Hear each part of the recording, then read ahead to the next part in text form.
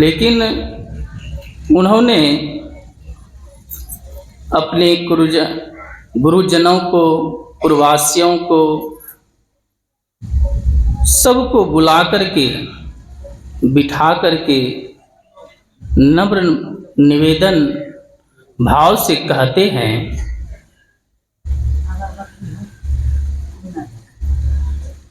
कि मैं जो कह रहा हूँ उसमें मैं राजा हूँ, उस उद्देश्य से नहीं कहता हूँ कि जो मैं कहूँगा सो बात मान लीजिए।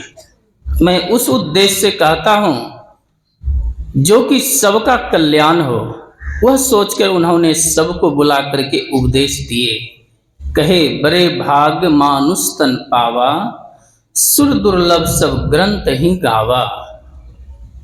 यह शरीर जो है बहुत भाग्य से मिलता है, इसीलिए यह शरीर के लिए देवता भी ललायित होते हैं कि हमको अगर मनुष्य शरीर मिल जाए तो हम भी साधन भजन करें।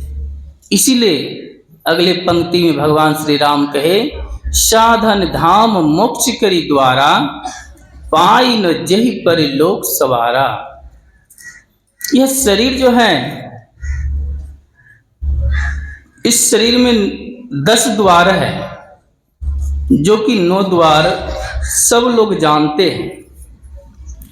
वो 10वां द्वार जो है उसमें प्रवेश करने के लिए इसी शरीर से हम, मनुष्य शरीर से हम उस दरवाजा में प्रवेश कर सकते हैं और अन्य शरीर में नहीं।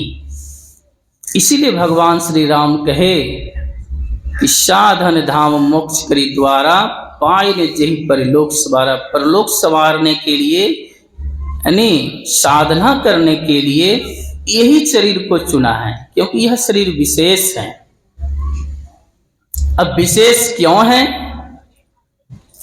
विशेष इसलिए है, अगर इसका उदाहरण दिया जाए, कहा जाए तो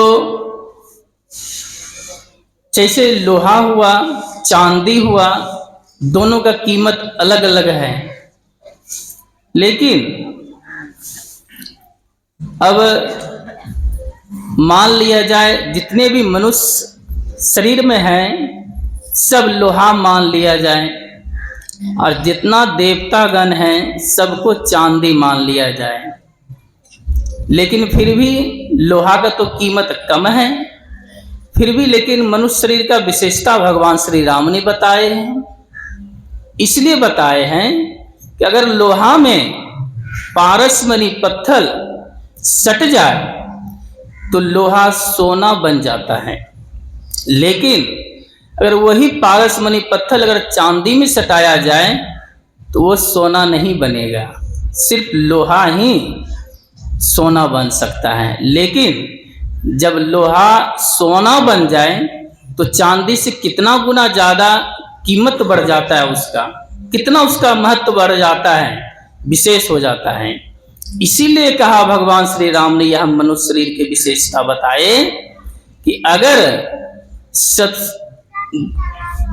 गुरु महाराज के जो है ज्ञान रूपी अगर पारसमणि पत्थर अगर इस शरीर में धारण कर ले, अपने जीवन में उतार ले, तो हम क्या बन जाएंगे?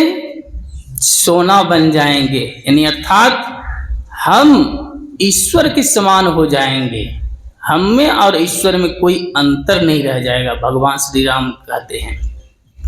इसीलिए भगवान श्री राम इस मनुष्य शरीर का विशेषता बताए, और इसी शरीर से हम साधन कर सकते हैं और अन्य शरीर में नहीं। लेकिन इसके पहले संतों के शरण में आना पड़ेगा यह ज्ञान प्राप्त करने के लिए। उसके लिए ही सत्संग का कार्यक्रम रखा गया है। और यह ध्यान शिविर जो है वही पारसमणि पत्थर जो है जैसे कि छुआना है, वही 10वां द्वार है। अगर उसमें हम प्रवेश कर गए तो हम लोहा से सोना बन जाएंगे। उसी 10वां दरवाजे में प्रवेश करने के लिए इतना यत्न और प्रयत्न कर रहे हैं, 5 टाइम का साधना कर रहे हैं, ध्यान कर रहे हैं, सत्संग कर रहे हैं, इसी को प्राप्त करने के लिए पारसमणि पत्थर यानी वह ज्ञान जिसमें कि अगर छूने से सोना बन जाता है, उस चीज को प्राप्त करने के लिए इतना हम यत्न करते हैं, प्रयत्न करते हैं। इसलिए हम सबको चाहिए, कहते हैं पारस यह ज्ञान संतों के पास ही मिल सकता है और अन्य जगह नहीं। इसीलिए भगवान श्री राम और एक जगह कहे कि प्रथम भक्ति संतन कर संगा, जब तक संतों का संग हम नहीं करेंगे यह ज्ञान हम प्राप्त नहीं कर सकते हैं, और कहीं हम चले जाएंगे तो यह ज्ञान प्राप्त होने वाला नहीं है। इसीलिए हम सबको चाहिए कि संतों का संग हो तो हम इस ज्ञान को प्राप्त कर करके हम अपने को शांति सुख में बना सकते हैं। अब इसके लिए गुरु महाराज कहे कि कितना है यह शरीर जो है, कितना मैलों से भरा पड़ा है, विषयों में इसको अगर डुबोगे तो दुख के अलावा कुछ मिलने वाला नहीं है। लेकिन अगर साधना करेंगे तो इसी शरीर को हम सुखमय बना सकते हैं।